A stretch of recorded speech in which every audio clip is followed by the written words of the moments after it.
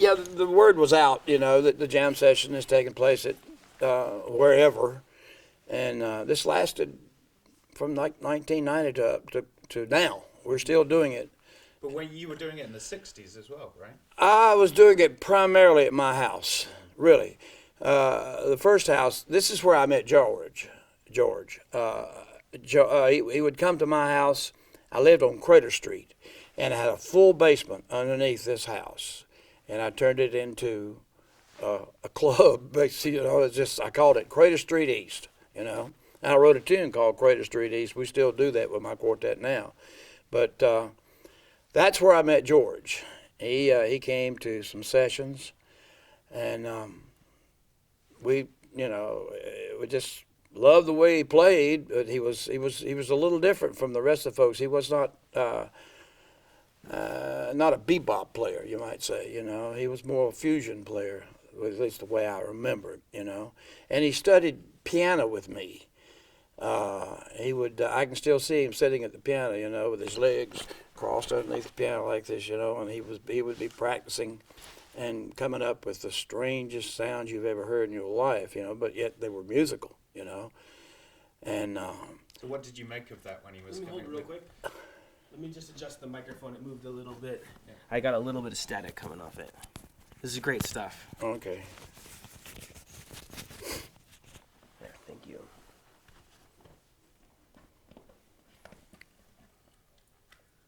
Okay, we're still rolling.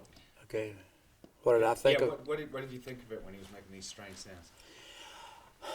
Well, to be perfectly honest with you, I kind of, under my breath, laughed at it, It just didn't sound like anything that I'd heard. Me coming from the East Coast style of hot jazz, with Miles. Well, Miles he was all kind of music, but Bird Parker and Cannonball Adderley, and J.J. Johnson. They played basically swing tunes. The bass player was walking 4 beats to a bar, that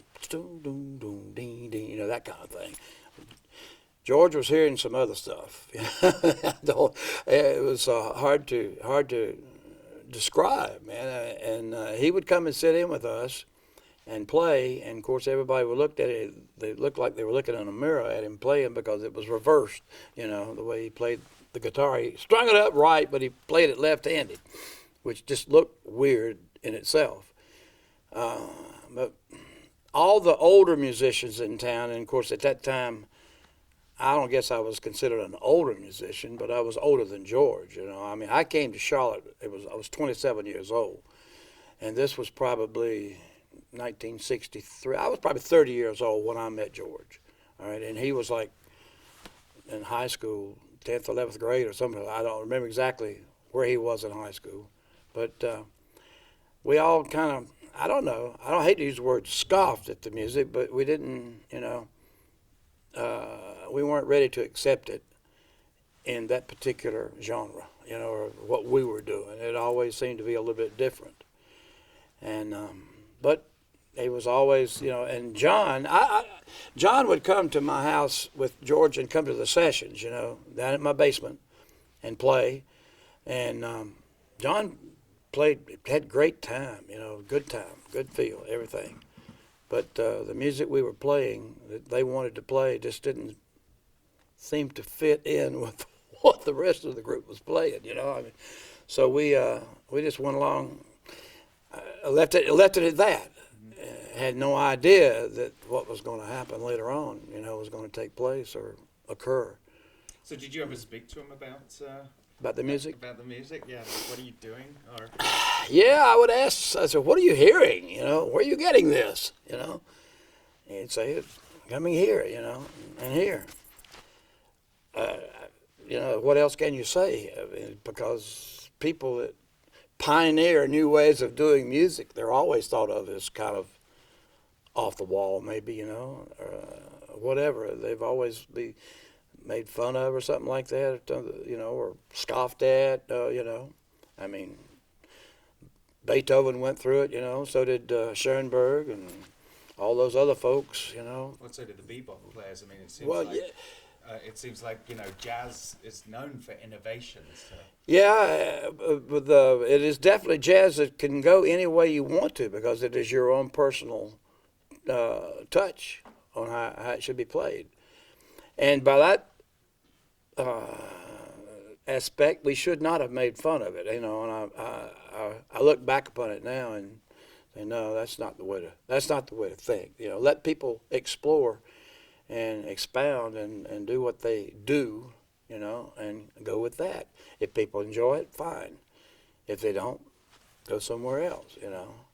So did you suggest that he and John sort of continue in their doing their experimentation while you kept your jazz band kind of? I don't recall ever encouraging him to continue that way at all. I don't really.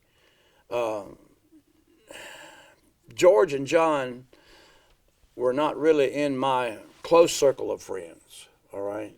But I knew them, and I knew them well enough to know that when they would come into a club, I would know they'd want to sit in with us, and we would let them, okay? But there was a gap there, the type of music that we were playing and the type of music that would end up being played when they got on the stand. Right. While they were still alive, was there any sort of notion in the music scene that what they were doing was innovative? Was what? Was innovative. I suppose so. You had, Lord, about that time you had Ornette Coleman and Don Cherry, and these people playing stuff that even the great masters of that time were making fun of it. They said, that's not music, It has no form to it. It has no pattern of chords that make any sense. It's just helter-skelter. Play anything you want to at any particular time.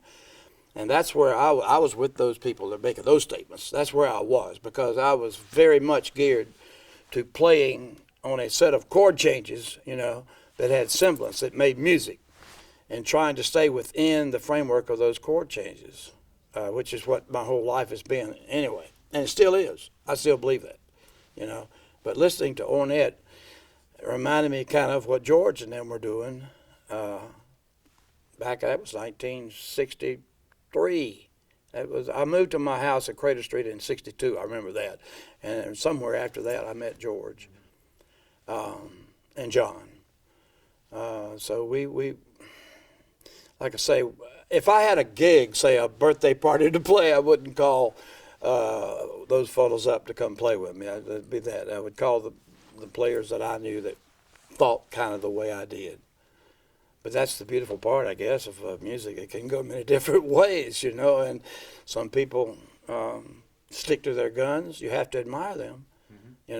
I admired them. I really did, for playing the way they played and sticking to it, I mean, we did the show we did dedicating the music, the recording studio at Central Piedmont Community College, where I'm still working. We did a tune of George's called Hamsters in the Sunset, I believe was the name of it. Hamster in the Sunset. That's not your normal, like Our Love Is Here to Stay piece of music, It's different. But you still play it. We played it. I found the music and I taught it to David Lale was playing saxophone and Jimmy Duckworth was playing guitar and I forget who was playing drums. I played the piano, and we did it, and that was it was a dedication and memory of George, who wrote that particular song. How did you hear that they'd been in an accident? It was, I don't totally remember.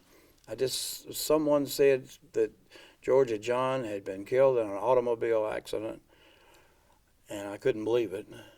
I don't remember where I was. I don't remember who told me. But I started I asked some questions, trying to find out exactly what happened. Were they coming or going to Columbia, South Carolina? I think it was, right? Were they coming from Columbia or going to? I don't. It's one of the two, and that talk about. I don't know. The trucker involved. It was a horrible accident. All I heard was there was a head-on collision when they were driving a Volkswagen, I believe. You know, and I just thought to myself, that's just, you know, I hope it went quick, and I'm sure it did. You know, I didn't look into the accident any more than that. You know. But knowing them as the kind of musicians they were, who weren't sort of following a traditional path, where do you think their direction would have taken them had they lived? Well, I think if they'd have continued on, they would either, well, you have a couple scenarios. People would they would die out and wouldn't go any further than that, or they might get to the right studio and hear the right producer, you know, and put that music out in front of people. You know, I mean, a lot of times, let's face it, music, if it's plugged right, you know, and it's done in the right manner, some things that are not necessarily the greatest musically become very famous, you know. I mean, if they put it in front of the people enough, you know. His music was real deep, I guess, you know. I mean, maybe it's just way over my head. I'm a simple person, you know. I like 12-bar blues, you know. It's just, that's it. Well, I like other things too, but you know, I mean, I started off playing boogie woogie on the piano, man. We had a soldier come to our house during World War II, and I had quit playing the piano. You know, I was in the 2nd grade, and I heard him play boogie woogie, and I said, "Good grief, teach me how to do that." And I told my mother, "Get me a boogie woogie book, and I'll continue to play the piano." So she did, and I learned boogie woogie. I learned that real well. And I have to tell you the story. When I went to Indiana University, you know, which is the great music school. They're opera oriented there, really. Jazz was frowned upon then, and this was 1956. Okay. My trombone instructor actually stuck his head in the window one day in my practice room and said, "No jazz, Bill. No jazz, Bill." I was practicing a lick, you know, and I put a little flavor to it. The lick goes do dee do dee do dee do do do. I went do do do do do do do do do. I put a little swing to it. No jazz, Bill. I don't know why, whatever, you know. But you have to pass a piano proficiency test when you go to Indiana or any music school, as far as that goes. So I go into this old warhorse there. Montana Grinstead was her name. I'll never forget her. You know, she says, "Can you play the piano?" I said, "Yes, ma'am." She said, "Play something for me." So I played some boogie woogie, you know. And she said, "Young man, I see that you need a lot of piano. I'll see that you get the right teacher."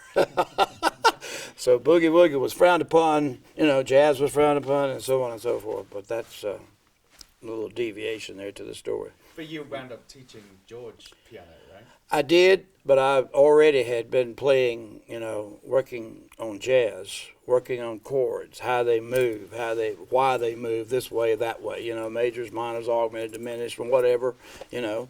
And he wanted to learn that. I suppose he wanted to learn as much about theory as he possibly could, so he could then take it his own way. And that's what he did. All right. All right. Great. Thank you very much. You're quite welcome. Cool. All right.